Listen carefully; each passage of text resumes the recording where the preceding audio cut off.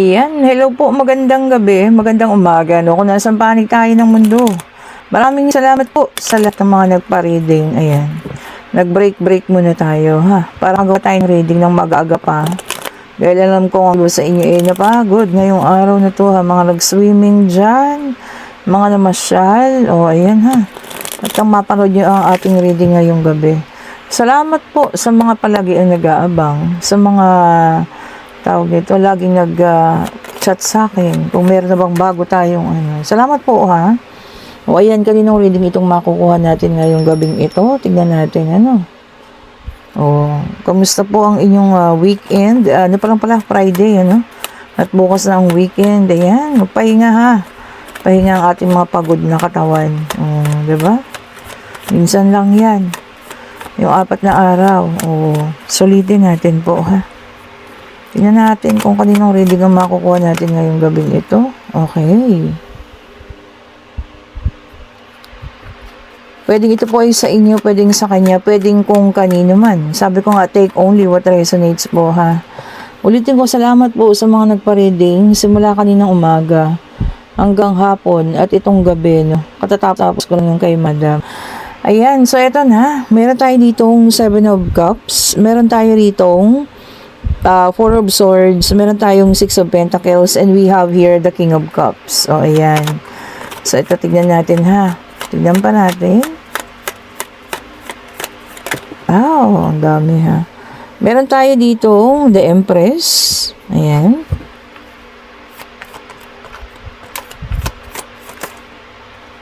Ayan, isa-isa lang po. Ayun. Wala masyadong marami, no. Para maganda ang ating pagkakabasa sa card na ito, ha. Okay. Hinahangin-hangin. Parang ang lakas ng electric fan ko. Ang init kasi. Sobra pong init, Pakainit. Alam niyo yung alinsangan. Sobra, no? Grabe po. Hindi man tayo pwedeng, mag-aircon at naku po, ang kuryente. Pakamahal din. Ito siya po ang ay marami pala sila. Balik natin, ha. Kailangan na lang kasi natin ng isa pa. Ayun na.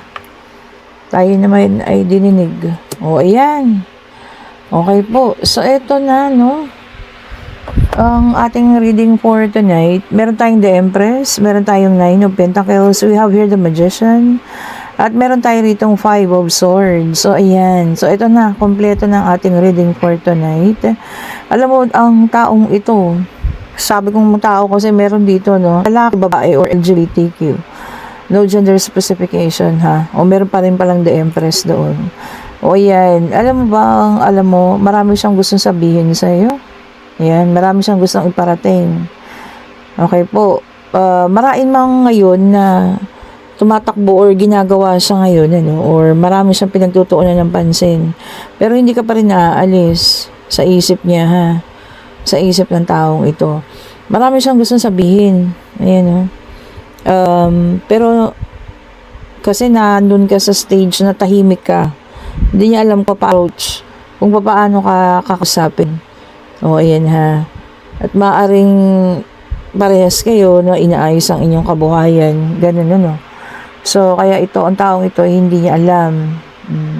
Pero marami siyang gustong sabihin. Pero gagawa ng pag-aksyon. Ayan.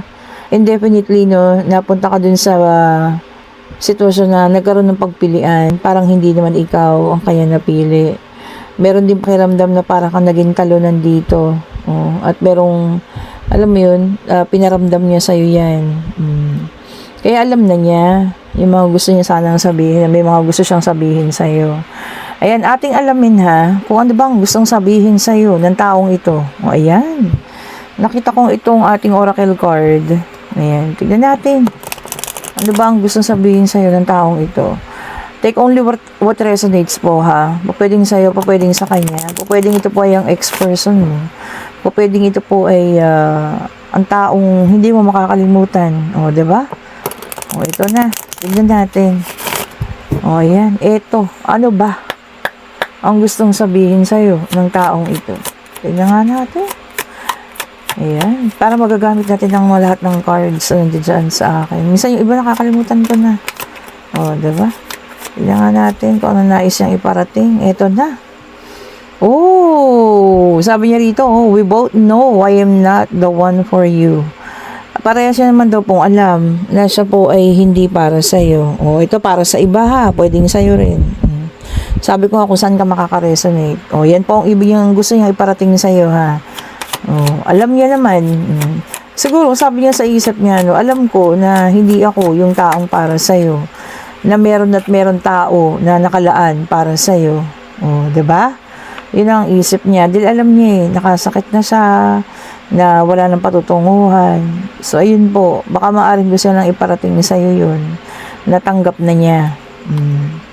Oh, eto pa. I wish I could take my words. Oh, hinihiling niya ngayon, ano na sana. Yung mga binitawan niyang salita ay kaya niya pang ibalik. Oh, papaano kung nakasugat na? Di po ba? Papaano kung wala na talaga, nakasira na ng isang tao na, alam mo yun, kagaya ninyo, na tapat at tunay na nagmamahal. Magkakaroon pa ba yun na kahit nahingi niya pa, diba? Hindi na hindi na siya magkakaroon pa ng saysay. And meron tayo rito, so many things remind me of you. Yun lang. Hindi ka makalimutan pa rin po, ha? Ikaw mismo, hindi ka makalimutan ng taong ito. Oh, may kinikilig dyan. O, diba? Kahit pa paano, at least kinikilig pa rin. Pero siguro, yung pag-iisip na pababalikan pa, hindi ako sigurado dyan, ha? Baka, kilig lang, o, diba? At least, kahit pa paano, nalaman mo na ikaw ay lagi pang niyang nasa isipan. O, diba naman? Pero sabi ko nga, kung talagang kayo, wala pong makapipigil dyan, ha? Oh, kayo talaga. Oh, sabi ko sa inyo may takot I am afraid to contact you. So, ayan po ha, may takot ang taong ito, no? Sa laki siguro ng ginawang ano nito sa inyo, kasalanan. Kaya ayan, no? Puno ng takot ang taong ito. Well, anyway, kung ma-overcome niya yan at gusto kang kausapin, nandyan ka lang naman. Sabi niya rito, no, I lost myself for a little while. Nawala rin pala siya sa sarili. Maaari, di ba? Nawala sa sarili, nagpabaya, no? Kasi nga, siguro nagkaroon siya ng realization na mali ang kanyang ginawa. At hindi tama na nasaktan ka. Oh, di ba? Magkakaroon ng realization, matagal na. Di ba? Parang huli naman na. Parang it's too late. Well, ganun talaga, no? Merong sa huli talaga ang pagsisisi. Wala naman talaga sa gitna yan. Wala rin naman sa unahan. Karaniwan po talaga ay nasa huli ang pagsisisi. So, ito, tignan pa natin kung ano pa mga nais niyang iparating sa inyo, ha? Sabi niya rito, no? I left when I saw you with someone. O, para sa iba sa inyo dyan, ha? Umalis daw siya nung may makita siyang kasama ka. Oh, sino ba yung kasama mo na yun? Kaibigan, kabarkada, o ano ba yan? Bakit kasi hindi mo ipinakilala? Yan po ha, ang mga nais iparating sa inyo ng mga taong ito. Yan. Kung sino naman itong naiisip nyo sa ngayon. Yung special someone. Ano? Sabi niya, sometimes I stay awake thinking about you. Ito yung mga panahon na hindi ka makatulog. Niisip ka niya. Diba? Ayaw kanyang bitawan sa kanyang isip. Lagi at lagi yan, ikaw ang kanyang naiisip. Yan yung mga panahon, akala mo may insomnia ka, pero hindi. Sobra-sobra lang pala yung pag-iisip sa'yo, no? Ay, grabe na yun. Diba? Sige, tignan pa natin, ha? Tignan pa natin.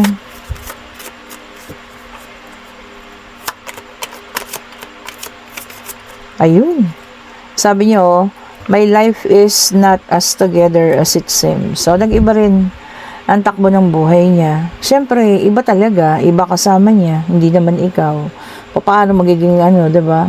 Hindi naman po pwedeng magkaparehas kayo ng ugali ng babaeng yun o ng taong yun o lalaking yun. Natural, magkakaiba at magkakaiba po ang inyong pakiramdam. Diba naman? Sige, tignan pa natin, ha? Kung ano pa ang naisabihin sa inyo ng taong ito. Ito ang nais niyang iparating sa'yo. Sige. Tingnan natin. Ayun. Ikot-ikot pa. And sabi niya, I hide behind material things. Yun lang. Kaya tago niya lahat ng mga nararamdaman niya sa mga bagay na kung anong meron siya. Alam mo yun, pinapakita niya sa tao, masaya, pero hindi naman. O, di po ba? So, sana, maging mabait, maging totoo na siya sa sarili niya. Di ba? Magkaroon ng pagkakataon na baguhin niya yung sarili niya. O, di ba? Kung sakasakaling magkaroon kayo ng second chances, baguhin niya. O, di ba po? O, ito pa. Sabi niya, I want to feel that way again. May chances dito ng iba sa inyo, second chances. Diba? Gusto niya maramdaman ulit yun. Kung ano man yung naramdaman niya before. Kung ano man yan, kayo na ang kayo na rin ang magpasya. Kung kaya bang ibigay pa yung nakaraan. Kung kaya bang ibalik. Ano ba to? Muling ibalik ang tamis ng pag-ibig. Sabi ko nga kung magkakabalikan, wala pong makapipigil dyan. Walang tao o walang sino man. Kasi nakaukit na po yan ha. Nakaukit na yan, nakapalaran ninyo. Na kayo sa bandang huli, kayo at kayo pa rin. Diba? Kahit mapigilan yan, walang makakapigil po. Pigilan man ang sebat. Diba? Sabi nga nila, wala at walang makakapigil. Ito na. 2 na lamang ang ating kulang. Dito sa mga mensahe niya para sa iyo, no? Take only what resonates po ha. Maari hindi naman lahat iyan ay para sa iyo, sabi ko nga. Pero maari din lang man lahat ay para sa iyo. Pag ito hindi nag-flip, kuha tayo sa ilalim ha. Ayun, natakot. Kaso ang dami. Balik natin tong isa. Okay, sabi niya, finding out the truth crushed me. May nalaman daw siya po na sobrang nakasakit din sa kanya, kaya siya umalis. Ito yung mga umalis naman na walang papaalam. Meron palang nalaman. Di ba lang nagtanong muna, lumayas na lang agad. Di ba po? So sabi niya, I hid who I really am from you. Tinago niya raw ang totoong pagkatao niya sa'yo. Baka sa harap mo, mabait na tao, maayos na tao, ganyan ha. Pero hindi naman pala. Merong sekreto pala, no? Na tawag dyan, nakaano sa kanya. Kung ano to naman yan, ma'am, mga ma'am and sir, na sekreto. Itinago niya sa inyo. Siguro mas mabuti, huwag na natin alamin. Baka maaaring hanggang doon na lamang po talaga, no? Ito kinuha ko itong ating pangatlong deck of cards.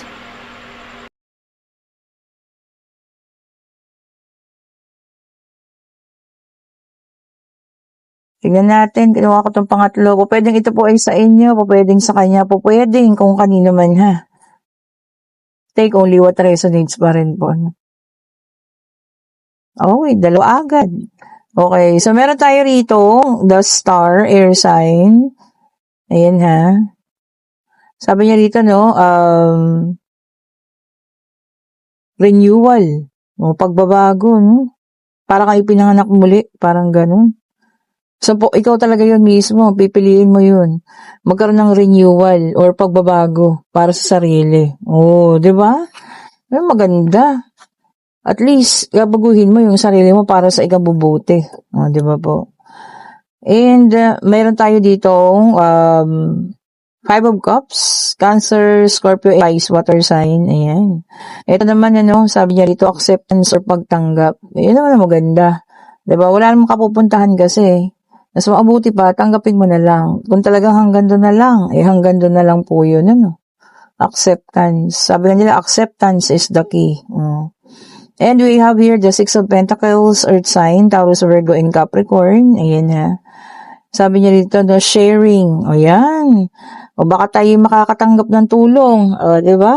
Ayan. Kung meron ng tulong na paparating sa atin, meron mga mag-share ng kanilang mga blessing. Ayan, magpasalamat tayo ha.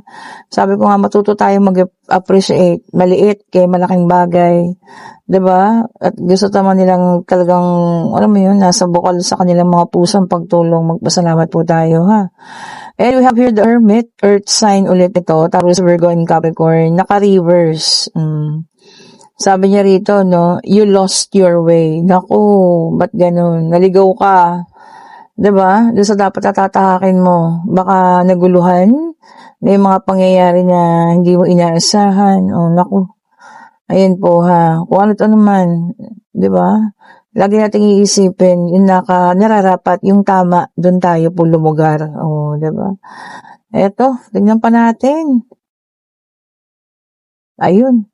Nagpupumilit. Siya, sige, bigyan natin. And we have here the Nine of Pentacles, Earth sign ulit, Taurus, Virgo, and Capricorn. Ayan. Sabi niya rito, no? Living beyond means. Naku, ang mga namumuhay ng sobra-sobrang paggasta raw po. Oh. Tapos yung kita, no? Yun ang isa po sa magiging dahilan ng pagkalubog sa utang. Sa totoo lang po. Kaya dapat i-balance natin, ha. Matuto tayong mag-calculate. Alam natin yung dapat gastusin at alam natin yung kaya nating bayaran lang. Pag sobra-sobra, lahat ng sobra, sabi ko sa inyo, hindi maganda. Okay, so meron tayong Five of Swords, air sign ulit, Gemini, Libra, and Aquarius. Ayan. Sabi rito, no, ang Five of Swords na naka-reverse. Merong iba sa inyo talagang, gustong gumanti. Wag na. 'Di ba? Kung ano mong sakit ang idinulot niya, wag na po. Hayaan mong universe, hayaan mong Panginoon na magbigay ng sa kanya po, parusa. Meron at meron naman yan. Ito, lumilipad pa. Ito naman, ang ating King of Cups. Ayan, water sign, Cancer, Scorpio, and Pisces. Sabi niya dito, no, emotionally stable ka niya. And balance. Kumbaga, lahat na. Okay na, no? Wala na yung pain na nakaraan, natapos na. Nag-iba na yung tunong buhay mo. Nalulungkot din, pero kala na lang. Ang ganda nun, ano? And para sa ating last card, Queen of Wands sa fire sign, Aries, Leo, and Sagittarius. So, lumabas po lahat ng zodiac, ha? Zodiac sign, water sign, earth, fire, and air. Ayan. Sabi niya rito na confident. Ang iba sa inyo confident na, may lakas na ng loob. 'Di ba? Congratulations po. Hindi madali maging confident ka. Kasi syempre maraming pagsubok na pagdadaanan. Kung ganito na nagiging confident ka na sa lahat ng bagay. Pasalamat po tayo, ha. Ibig sabihin kinakaya at inaayos na yung mga bagay-bagay. 'Di ba? Eto na, pwede na kayo magtanong. Pag-ibig, pangyayari, financial, o ano man ang gusto nyo malaman yan. Divine Universe, ano pong sagot mo sa kanilang katanungan? Isa lang po, ayan, isa lang po. Ayun na, nag-reverse. Wait lang, ha. And yes po ang sagot. And this is a Two of Cups. Ayan. Ayan, baka may nakilala kayong bagong person. Maaaring siya na daw po ang inyong potential soulmate. Diba ang ganda nun? Ayan, ha. Kung nagugustuhan yung ating reading, pa-like, pa-share, pa-subscribe, and hit the notification bell para lagi kayong updated sa mga bagong videos na nire-release natin. At sa lahat po ng naisang private reading sa susunod na Friday, hindi ko alam kung anong date yun, basta po next Friday, kayo po yung magpa-schedule na, ha, para maganda yung flow ng natin reading. Ang ganda ng flow kanina, no? So alam nyo doon, halos lahat ng mga na-reading ko napaka-positibo ng mga aura nila, no? Positive halos lahat sila. Ang ganda. Light lang, halos wala akong naramdaman na parang bigat kasi ang la-light nila kausap po. Sobrang gagaan nilang kausap. Ibig sabihin, pagka ganun yung mga tao, napaka-positibo nila. Kumbaga, yung mga negative things, hindi nila pinapansin. Kaya alam mo yun, puro positive yung mga lumabas sa card nila. Ang ganda po. Thank you so much po ulit, ha. Kaya kung kayo nasa situational reading, na isa man ito, ang naisabihin sa ng taong yan, yan po ang mensahe niya para sa inyo po, ha.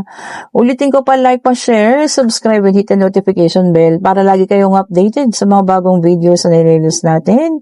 At salamat pong muli sa pagbili ng ating mga bracelet. At nakalimutan kong Labor Day. Alam niyo yun, sarado yung JNT. Nagpunta ako kanina sarado. No? So sana po bukas ay open sila. Total Sabado pa lang naman. Sana po sila yung magbukas. Ayan. Pahinga na ang ating mga katawan. Meron pa tayong 3 araw na bakasyon po, ha. Ingat po kayong lahat. Salamat po muli.